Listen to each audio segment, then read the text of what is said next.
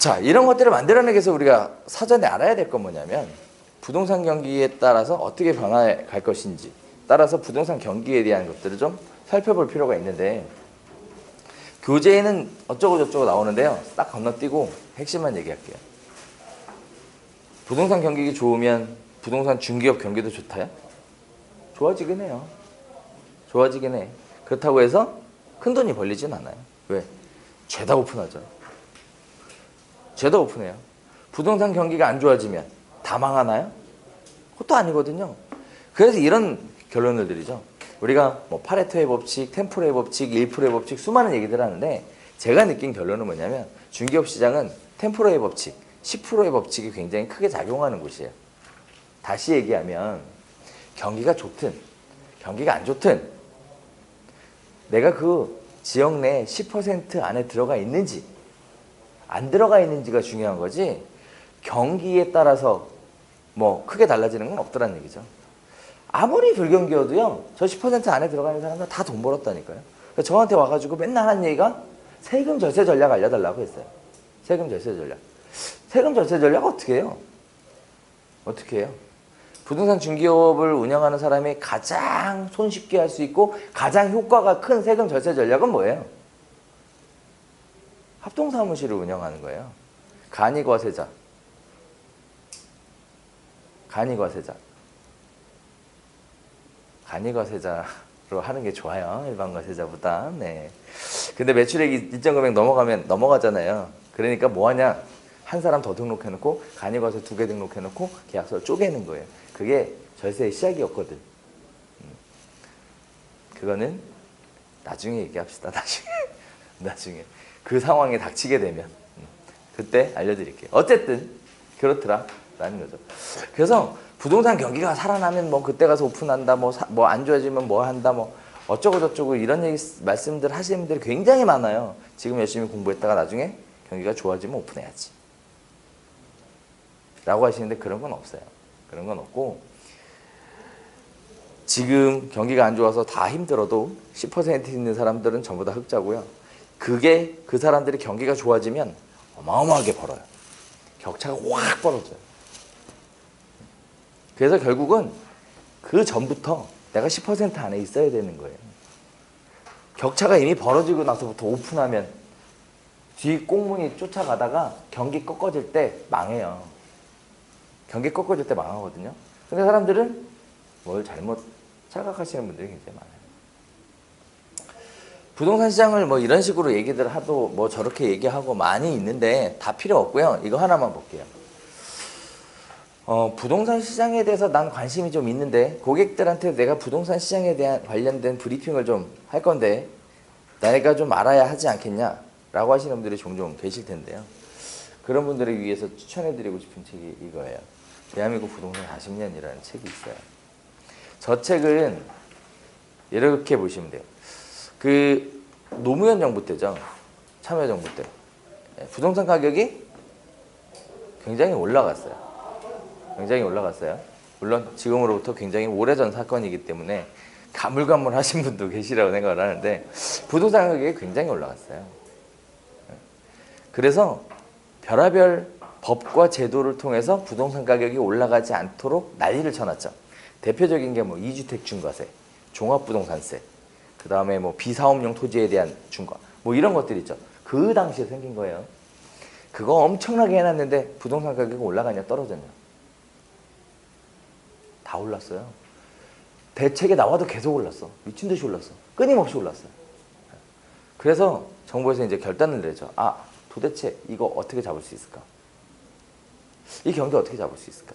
라고 결단을 내려요. 그러고 나서 한 게 뭐냐면, 그러고 나서 대한민국에 부동산 관련돼서 똑똑한 사람 다 모여봐라.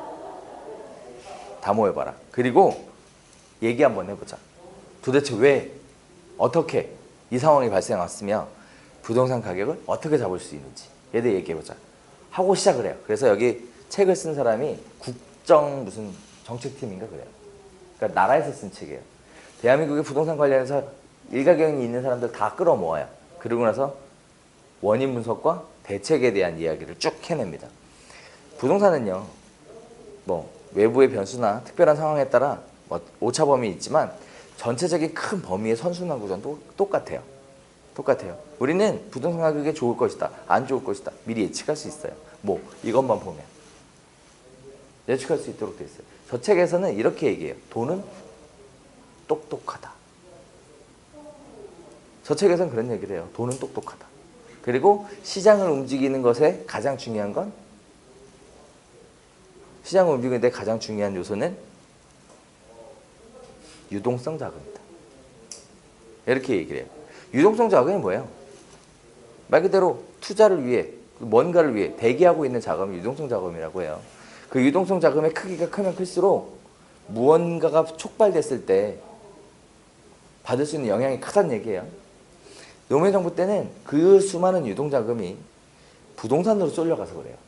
왜 부동산으로 쏠려갔냐면 부동산이 앞으로도 지속적으로 더 오를 거라는 기대심리 때문에 간 거예요. 기대심리 때문에. 정책으로 막는다고 그 유동자금의 흐름을 막을 수 있는 상황이 아니었다는 얘기예요. 아니었다는 얘기죠. 그래서 실제 당시에 보면요. 돈 있는 사람들이 죄다 부동산 샀어요. 죄다. 어마어마하게 사댔어요. 그 당시에 서민들은 뭐라고 했는지 아세요? 집값 꼭지다 그랬어요. 부동산 값이 꼭지다. 지금 사면 개털된다. 이런 식으로 얘기했어요. 돈 있는 사람은 사 제꼈어요. 계속. 결과는 이 돈 있는 사람들이 사 제껴서 가격이 올라갔잖아요. 이 사람들이요. 서민들한테 다 팔고 나가요. 다 팔고 나가요. 네. 너무 재밌는 상황인 거예요. 너무 재밌는 상황. 이거를 현장에서 가만히 지켜보니까 너무 재밌는 상황인 거예요. 네. 그래서 사람들 얘기하죠. 돈은 사람보다 똑똑하다. 돈은 증권으로 갈지, 주식으로 갈지, 부동산으로 갈지, 채권으로 갈지, 뭘로 갈지 이거에 대해서 스스로 판단해서 뭐 한다고? 가장 이익이 많이 나올 곳으로 흘러들어가는 거예요. 흘러들어가는 거예요. 그리고 그 시장을 키우는 거죠. 그리고 나서 그 시장의 마무리는 누가 받아줘요? 늘 서민들이 받아줘요. 서민들이.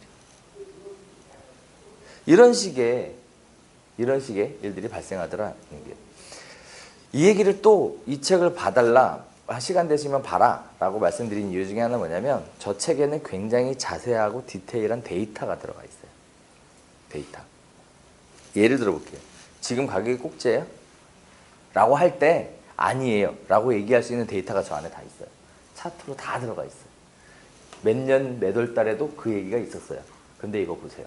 이렇게 됐죠. 지금은 꼭지가 아니에요. 이런 식의 설명과 설득을 할 수 있는 수많은 근거들을 이 책에서 찾을 수 있다는 거. 또 말씀을 드리도록 할게요. 그거로 인해서 저도 이런 데이터를 만들어서 사용을 하기도 했었어요. 자, 부동산 시장의 장기적인 변화인데요. 얘는 아까 설명을 좀 드렸어요.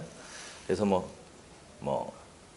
시장이 분리가 돼가고 있고 어쩌고 저쩌고 이런 식의 얘기들을 아까 잠깐 드렸었고요. 그리고 실제 얘는 시장 전반적인 내용들에 대해서 이렇게 개별화, 특수성 이런 것들을 가지고 움직인다는 얘기인데 크게 중개업을 하고 있는 우리 입장에서는 크게 중요하진 않아요. 상가 중개 시장을 아까 설명을 드렸었고요. 이렇게 보시면 될 것 같습니다. 이제 쭉 넘어가서요. 제가 여러분들이랑 볼 게 뭐냐면 그래서 생존 전략이에요. 그러면 이제 앞으로 어떻게 해서 살 거냐는 거예요. 우리 처음 이런 얘기했죠. 전체적인 부동산 시장에 닥친 위협에 대해서. 그 다음에는 뭐죠? 부동산 중개업 시장의 변화에 대해서. 그 다음에는 부동산 시장에 대한 이야기까지 했잖아요. 그래 이런 것들을 토대로 해서 이제 뭐 할 거냐라. 무엇을 해서 내가 이 상황을 나에게 유리한 쪽으로 바꿀 것이냐. 그게 바로 생존 전략이라고 이야기하는 것입니다.